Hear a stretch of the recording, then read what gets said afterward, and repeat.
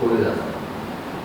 ते असं म्हणतात की जन्माने मला धर्म मिळाला, मी त्याचा आदर केला, मला संस्थात्मक धर्म मान्य नाही, पण त्याच्याच ओढीला या धर्मामधल्या ज्या पुरुषांना देवत्व मिळालेलं आहे किंवा इतर धर्मातल्या सुद्धा ज्या पुरुषांना देवत्व मिळालेलं आहे तेही मी मान्य करत नाही. राम आणि कृष्ण या ऐतिहासिक व्यक्ती नाही अशी गांधींची भूमिका आहे.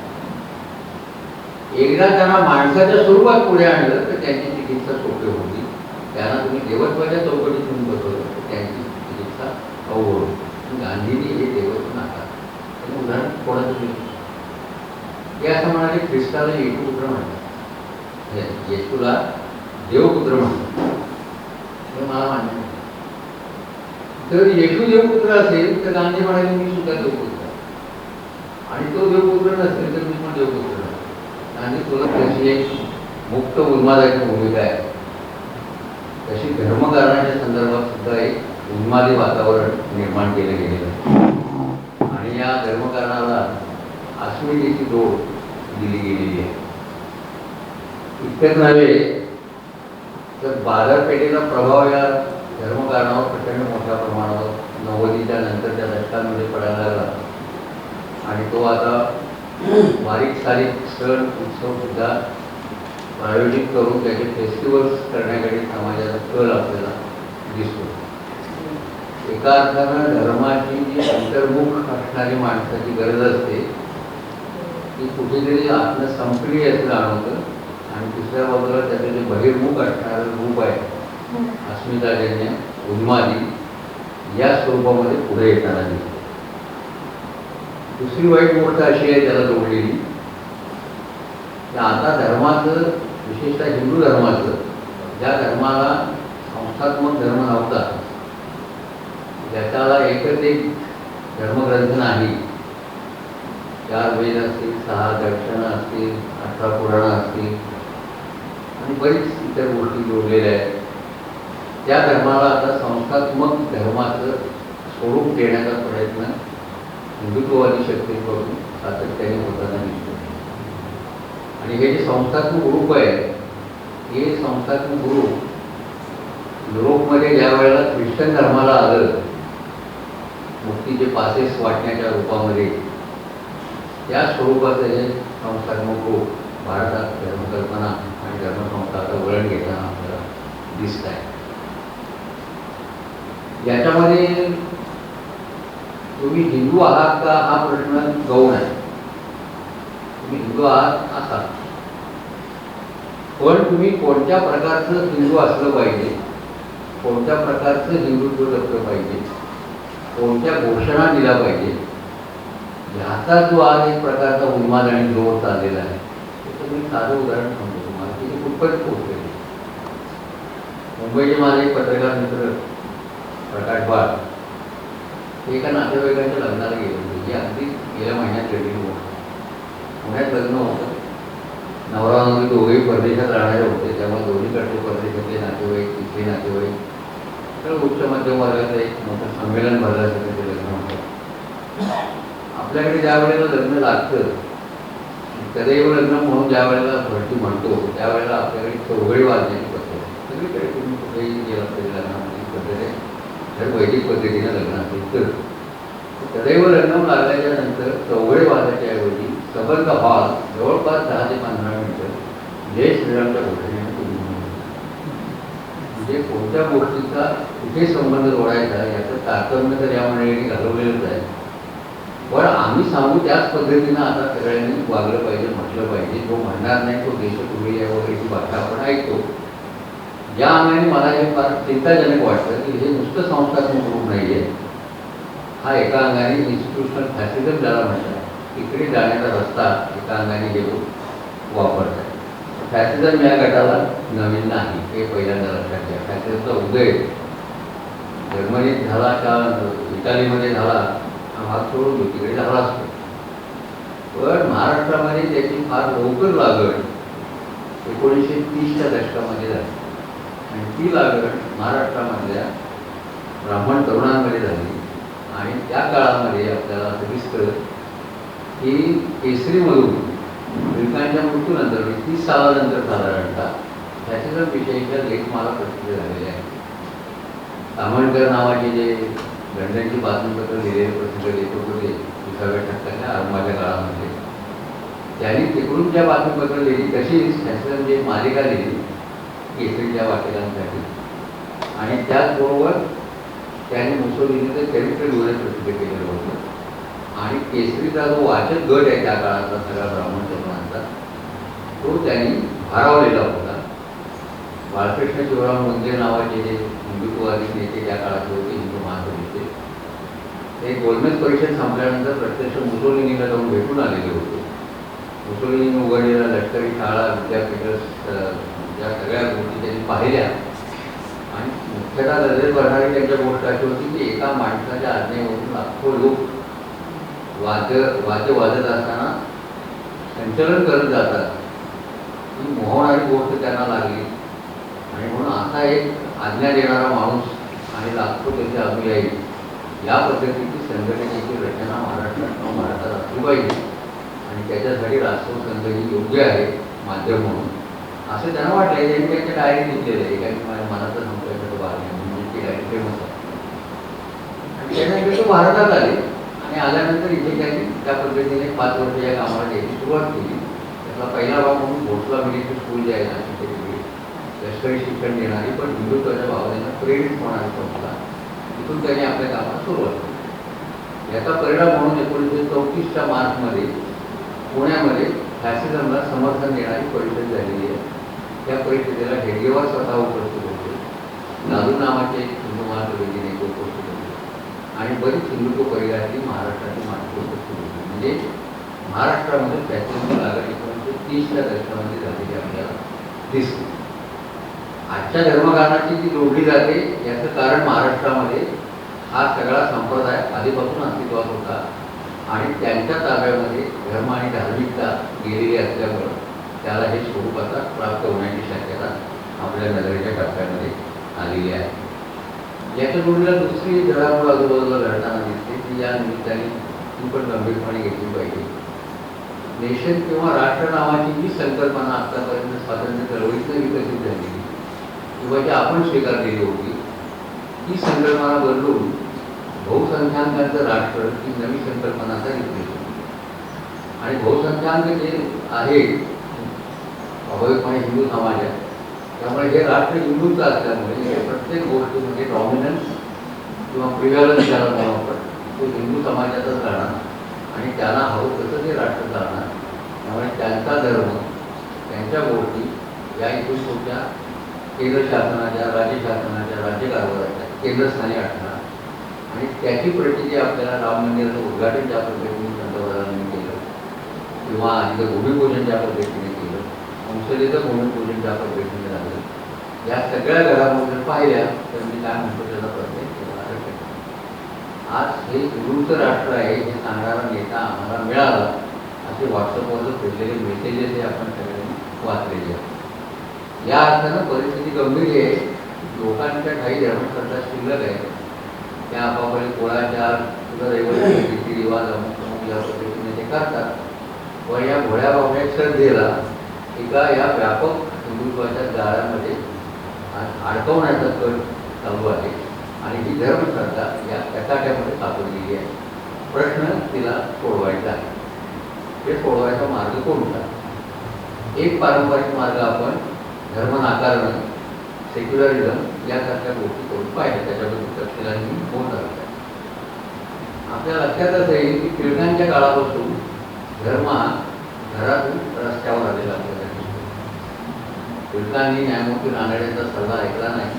रानडेंनी त्यांना पत्र दिलेलं होतं की हा उपयोग करू नका, हा आत्ता बरा वाटेल पण पुढे जाऊन हा अंगड येणार. त्याप्रमाणे तो आज अंगड झालेला. त्याच्यामुळे तो धर्म जो रस्त्यावर आला तो आता घरात जायचं नाव काढायला तयार आहे. तो सातत्याने रस्त्यावर आहे. मग गणपती उत्सव झाला, नंतर नवरात्र आलं, नवरात्राच्या नंतर निर्णय आता माली जयंती आहे. ठिकठिकाणी तुम्हाला मोठे उत्सव दिसतो.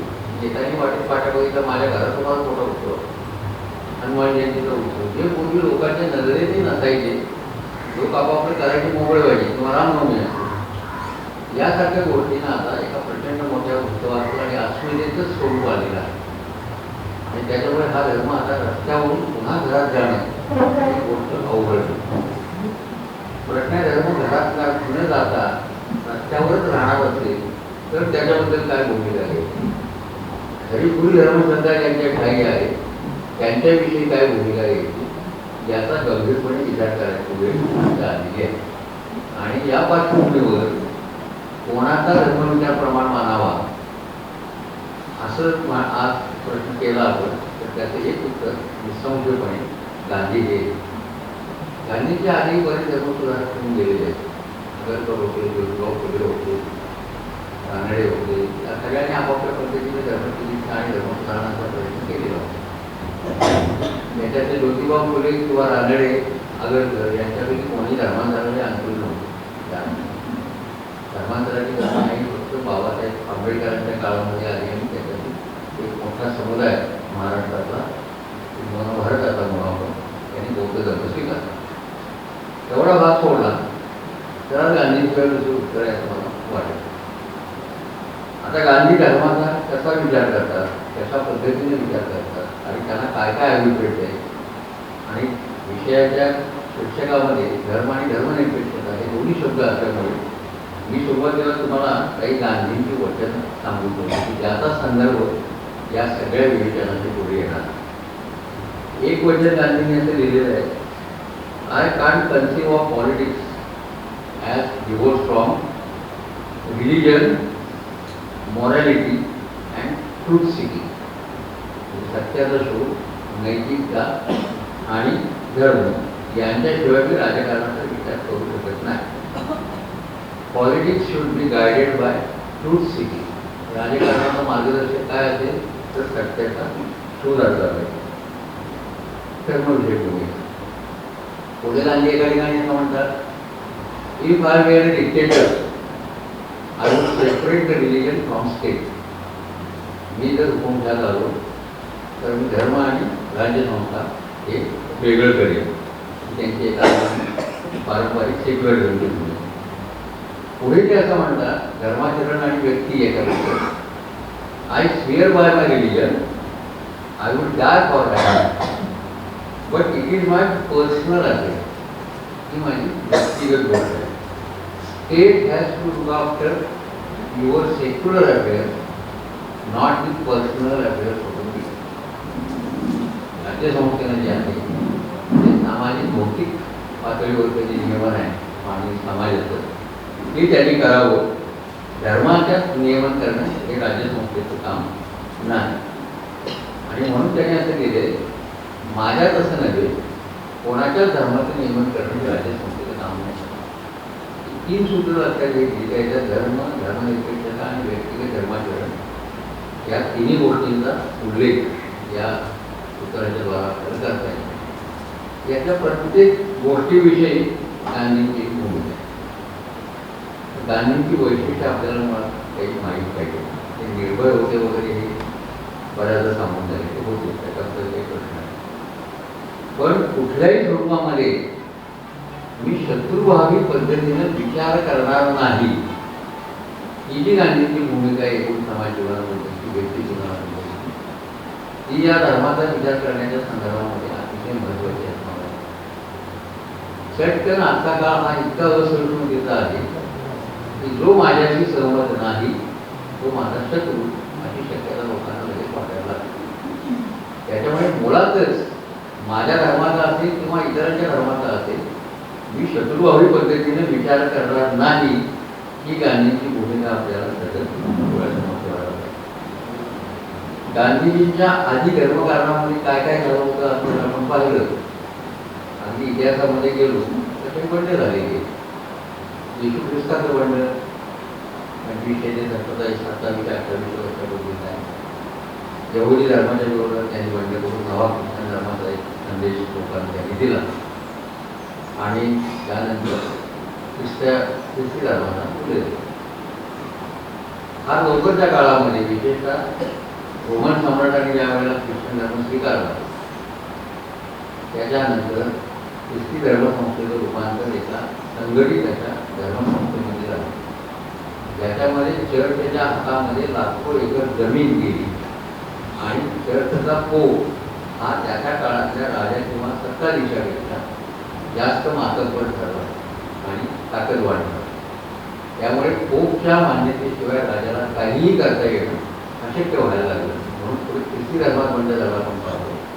प्रोटेस्टंट धर्म त्याच्यातून निर्माण झाला, प्रोटेस्टंट ख्रिश्चन निर्माण झाले आणि त्याच्यानंतर जे काळात अगदी अलीकडे 1980च्या दशकापर्यंत जर आपण आलो ख्रिस्ती धर्मात इतर बघत तर आपल्याला एक लॅटिन अमेरिकेतून लिबरेटिव्ह थिओलॉजी निर्माण झालेलं दिसतं. त्याला लिबरेटिव्ह थिओलॉजी आपण म्हणतो, मुक्तीदायी धर्मशास्त्र. आणि ते पुष्कळ पुरोगामी वर्तुळाच्या विचारांनी मिळतं जुळतं असं मुक्तीशास्त्र होतं. त्याच्यामध्ये गन्सना लग्नाचे अधिकार होते वगैरे बऱ्याच गोष्टी होते. पण काही या गोष्टी आता तपशिलामध्ये मात्र जात नाही. हे एक बंड झालेलं. भारताचा संदर्भ घेतला तर बुद्ध आणि महावीर या दोन क्षत्रिय यांच्यातून निर्माण झालेल्या महापुरुषांची बंड झालेली होती. बुद्धाचा दीर्घकाळ परिणाम भारतीय समाज जीवनातल्या काही भागामध्ये, विशेषतः बिहार आणि इकडच्या भागामध्ये झालेला होता. बुद्ध धर्माचा प्रसार झाला तो आपण बघतो अफगाणिस्तान, चीन असेल, जपान असेल या भागात जास्त प्रसार झाला. इकडच्या भागात म्हणजे त्यांच्या बाजूने पाहिजे तर दक्षिणेकडच्या भागामध्ये बुद्ध धर्माचा फारसा प्रसार झाला नाही. कारण 8व्या शतकामध्ये शंकराचार्यांची एक भूमिका आणि शंकराचार्यांनी केलेल्या पदयात्रा आणि त्यांनी केलेली अद्वैतवादाची मांडणी याच्या परिणामी बौद्ध धर्म आणि त्या काळातला वैदिक धर्म यांचा एक संघर्ष आपल्याला काही दिसतो.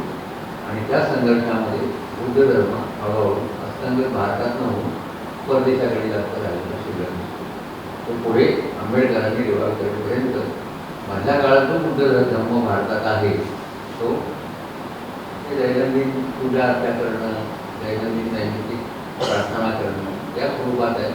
पण तो प्रचाराच्या स्वरूपामध्ये कधीच नव्हता. महावीराचं बंड सुद्धा जे धर्म जैनिझम म्हणतो त्या बंडाला एक वैशिष्ट्य असं होतं की त्या महावीराच्या धर्माचा आशय हा अनेकांतवादी होता. त्याला त्यागवाद म्हणतात जैन तत्त्वज्ञानामध्ये. त्या अनेकांतवादामध्ये एकच सत्य असेल पण त्या अनेकांच्याकडनं अनेक पद्धतीने सांगितलं जाऊ शकतं. एकम शतम विप्रा बहुधावधी जे आहे त्याच्यातून आपल्याला आलेले दिसतं. पण तेही बंड पुन्हा हा क्षत्रिय गटातनं झालेलं बुद्धाचं असेल, वैश्य गटातनं झालेलं महावीराचं म्हणतं असेल, ते व्यापारी वर्गापुरता मर्यादित ठेवला. आणि हे दोनही धर्म बौद्धाचा असेल किंवा महावीराचा असेल हे दोन्ही धर्म हे सगळ्या भारताच्या लोकसंख्येचे मार्गदर्शक धर्म असे झाले नाही. ते काही पॉकेटमध्ये बदलले. पुढच्या टप्प्याचा इतिहास जर आपण बघितला तर आपल्याला असं दिसतं की आपल्याकडे नाथ संप्रदाय म्हणजे ज्ञानेश्वर त्याच्या आधीची सगळी ओढी वैदिनाथ आणि सगळी मंडळी साधारणतः 12व्या शतकामध्ये आपल्याला 13व्या शतकामध्ये. त्याच्या आधी चक्रधर, त्याच्यानंतर चारवाक खूप जुना म्हणजे बुद्धाच्या स्पष्ट काळामध्ये चारवाकचे जर नाहीसं करण्याचा जाणीवपूर्वक प्रयत्न झालेला होता. त्याची पुस्तकं सादर झालं पण त्याचा मौखिक परंपरेमुळे तो टिकून नाही राहिला. काही त्याचा एक भाग होता. पण बसवेश्वर असेल त्याची हत्या झाली, चक्रधरांची हत्या झालेली आपल्याला दिसते. हे जे संप्रदाय आहे हे एक नवे संप्रदाय निर्माण झाले 12व्या शतकात 13व्या शतकात त्याच्या आधीच्या नंतर आपल्याला दिसतात. ह्या संप्रदायाच्या निर्मितीची कारणं काय असणार? स्वाभाविकपणे ह्या संप्रदायाच्या प्रवर्तकांना त्या काळातली जी धार्मिक रीतिरिवाज आणि रूढी होत्या त्या जातक वाटल्या. आता बसवेश्वरांचा जर अनुभव मंडप आणि ह्या सगळ्या प्रकारच्या कल्पना आपण पाहिल्या त्याच्या मागण्या ऐकल्या, तो आजच्या सिव्हिल सोसायटीची भाषा बोलतो हे आपल्याला लगेच कळतं. पण ती त्या काळाला मान्य नाही. चक्रधरांच्या बाबतीत तेच झालं, बसवेश्वरांच्या बाबतीत ते झालं. अनेक धर्माच्या बाबतीमध्ये तुम्हाला असं दिसेल धर्म प्रमुखांच्या किंवा संप्रदाय प्रमुखांच्या की त्याच्यामधून त्यांच्या हत्येपर्यंत परिस्थिती उद्भवलेली आहे. ती बंड झाली पण त्याचे परत संप्रदाय झाले आणि ते संप्रदाय एका धार्मिक गटामध्ये परिवर्तित झाले. म्हणजे आज लिंगायत धर्म जर घेतला बसवेश्वराप्रमाणे मानणारा तर तो लिंगायत धर्म आता त्यांचा दावा आम्ही वेगळा धर्म आहोत हा आहे. पण हिंदूंच्या बाजूने त्याची तुलना केली तर तो एक पंथ आहे. बसवेश्वराचा पंथ आहे, चक्रधराचा पंथ आहे, महानुभावांचा पंथ आहे. ते आपापल्या क्षेत्राशी तेवढ्या लिमिटेड अशा अनुयायांच्या मार्फत त्यांची जी काही मत आहे ठिकाणी किंवा काही कामं आहेत त्याच्यामध्ये अजूनही अस्तित्व ठेवून आहे. लिंगायत समाजाचा किंवा लिंगायतचा मोठं अस्तित्व आहे, पण तो सगळ्या भारतीयांचा धर्म होऊ शकतात. म्हणजे बंडाच्या ज्या प्रेरणा होत्या त्या उच्चतर मानव्याच्या अधिक वैश्विक दिशेने जाणाऱ्या, पण या बंडांची फलश्रुती आपल्याला दिसते की त्याच्या गटांपुरती मर्यादित आहे. पुढे जाऊन तुम्ही 19व्या शतकामध्ये आलात तर आपल्याला पुन्हा असे काही नवे संप्रदाय किंवा नवीन पंथ निर्माण होताना बंगालमध्ये ब्राह्मण समाजाचा पंथ निर्माण झाला त्यावेळेस. याचीच आवृत्ती महाराष्ट्रामध्ये ब्राह्मण समाज आली आणि त्याच्यानंतर प्रार्थना समाज आपल्याकडे 67च्या आसपास न्यायमूर्ती रानड्यांच्या आधी निर्माण झालेला हा संप्रदाय. पुढे रानडे भंडारदर त्याच्यामध्ये सक्रिय झाले. हा एक संप्रदाय निर्माण झाला. म्हणजे ब्राह्मण समाज, प्रार्थना समाज. त्याच वेळेला 1875च्या आसपास आपल्याकडे आर्य समाजाची म्हणून स्थापना आहे. त्याचं स्थापना इथे पण त्याचं मुख्य काम उत्तरेकडे आणि पंजाबमध्ये जास्त झालेलं असल्यामुळे त्या आर्य समाजाचा एक नवा पंथ निर्माण झालेला होता आणि ज्योतिबा फुलेंचा सत्यशोधक होता. याच्यामध्ये ब्राह्मण समाजाचा प्रभाव बंगालच्या राजकारणावर, बंगालच्या समाजकारणावर दीर्घकाळ टिकला, पण तिथे ब्राह्मण समाजामध्ये फाटाफुटी झाल्या. टागोर घराणे एका बाजूला राहिला आणि बाकीची संस्था एका बाजूला राहिली आणि त्याच्यातून ब्राह्मण समाजाचा एक इन्फ्लुअन्स सुरुवातीला होता. बंगालमधला जो त्रिविध समाज मानला जातो, म्हणजे कायस्थ, वैश्य आणि ब्राह्मण या ह्याचा 3 वर्गात होता. त्यातून होता तो मर्यादित राहिला. आपल्या असं लक्षात येते की बंगालमध्ये महत्त्वाचे सगळे कम्युनिस्ट नेते सामान्यतः या 3 गटामधून आलेले आपल्याला दिसतात. ते होते ब्राह्मण व्हायचे, पण नंतरच्या काळामध्ये बंगालमध्ये एका बाजूला माया संस्कृतीचा एक आपल्याला पगडा दिसतो आणि दुसऱ्या बाजूला ब्राह्मण समाजाची जो जमीनदारीचा जो सगळा पाया होता तो 19व्या शतकाच्या नंतर विस्कटायला लागल्याच्या नंतर ब्राह्मण समाजाचं विघटन होणं एका अर्थाने अपरिहार्य होतं. महाराष्ट्रामध्ये जमीनदारी नसल्यामुळे महाराष्ट्रामध्ये जमीनदारीचा पाया असणारा संप्रदाय निर्माण होणं अवघड. प्रार्थना समाज घेतला किंवा आर्य समाज घेतला. आता आर्य समाजाची भूमिका आणखी वेगळी आहे. ते वेदाला प्रमाण मानणारे, वेद अपौरुषेय आहे असं मानणारे, पण कोणत्याही प्रकारच्या धार्मिक भेदाभेदावर विश्वास नसतात. या आर्य समाजाच्या कारकिर्दीमध्ये आर्य समाजाने लक्षावधी अस्पृश्यांच्या मुंगी लावलेल्या आहे, उपनयनाचा हक्क त्याला दिलेला आहे, स्त्रियांच्या मुंगी केलेल्या आहे, केशोपनाला विरोध केलेला आहे, धार्मिक पुराणांना पाठिंबा दिलेला आहे. त्यांनी स्वतःची आर्य समाजाची एक विवाहाची पद्धत निर्माण केलेली आहे. आजही काही मुंबईच्या भागामध्ये आर्य समाजाच्या पद्धतीने लग्न होतात. प्रार्थना समाजाने फक्त एक प्रार्थना किंवा ईश्वर पूजा ज्याला म्हणतात त्याची रीत निर्माण केलेली होती. त्यात न्यायमूर्ती नारायणांचा मोठा हिस्सा होता आणि म्हणून मी असं म्हणलं की आजच्या क्रायसिसला सामोरं जाताना गांधींची एका बाजूला भूमिका आणि नारायणांचा मार्ग वृत्ती हे आपल्याला जास्त उपयोगी पडतात. रानडेंनी असे शब्द त्यांच्या धर्मपर लेखनामध्ये वापरलेले आहेत की आपल्याला करायचे काय, ह्युमनाइज, इक्वलाइज हे आपलं मुख्य सूत्र आहे. आपल्याला मानवीकरण हे धर्माचे केलं पाहिजे, समतेच्या दिशेनं तो नेला पाहिजे आणि पर्सनलाइज केला पाहिजे, तो व्यक्तिगत ठेवला पाहिजे. म्हणून त्यांच्या उपासना पद्धती कौटुंबिक पातळीवर राहिल्या, त्या संपूर्ण समूहाच्या उपासनेच्या पद्धती होऊ शकल्या नाही. प्रार्थना समाजाने कामं पुष्कळ केली महाराष्ट्रामध्ये. म्हणजे अगदी महाराष्ट्राच्या इतिहासामधला सगळ्यात गाजलेला जो पहिला आंतरलग्न विवाह आहे, खान मालिनी विवाह म्हणतात. शोभा पाणंदीकर आणि खान यांचा जो विवाह झाला त्यातली सुरुवात जी आहे ती प्रार्थना समाजाच्या नेत्याची नाही. पुढे जाऊन विठ्ठलरामजी शिंदेने सुद्धा मुंबईमध्ये 19व्या शतकाच्या थोडंसं आधी ते हिंदू मुस्लिम लग्न प्रार्थना समाजाच्या पद्धतीने, ब्राह्मण समाजाच्या पद्धतीने लावलेलं आपल्याला प्रत्येक म्हणून शिंदेची कल्पना.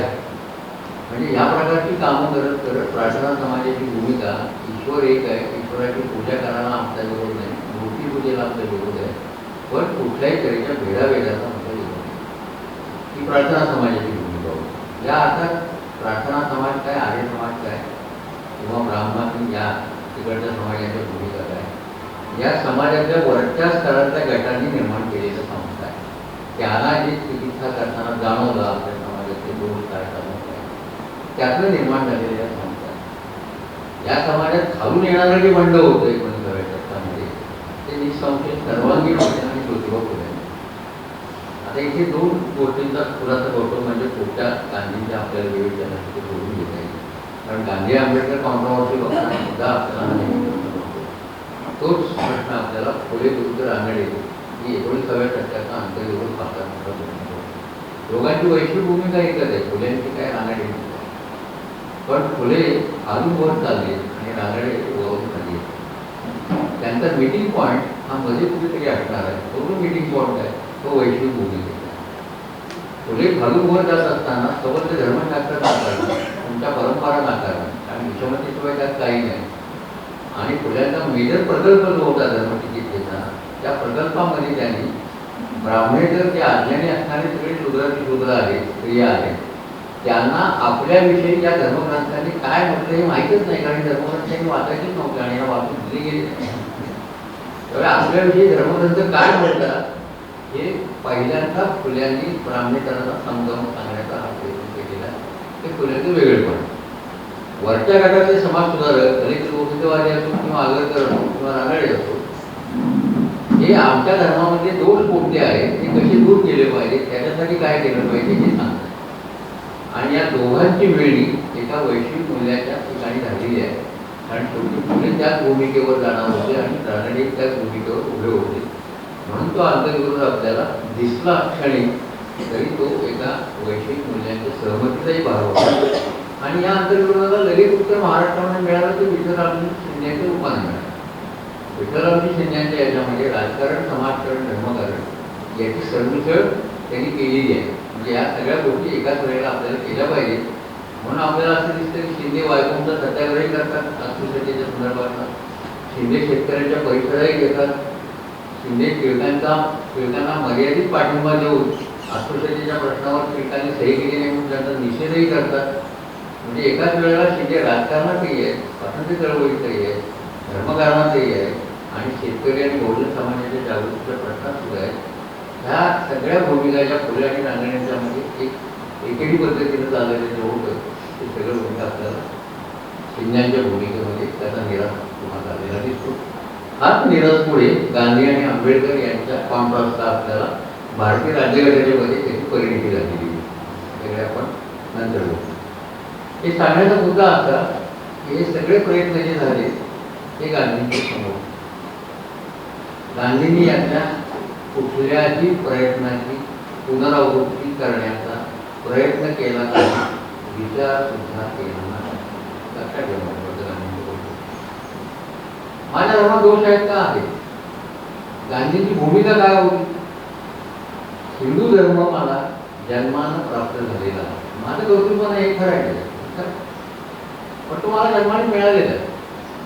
आणि जरी माझं कर्तृत्व त्याच्यामध्ये नसलं तरी सुद्धा या धर्माने दिलेले जे फायदे आणि तोटे दोन्ही आहेत ते माझ्या व्यक्तिमत्वाला मला चिकटलेले आहेत. त्याच्यातून मी घडलेलो आहे. म्हणजे माझा सेल्फ, माझ्यातला स्व कशाने काढला तर या जन्माने लाभलेल्या एका धर्मातून घडलेला आहे.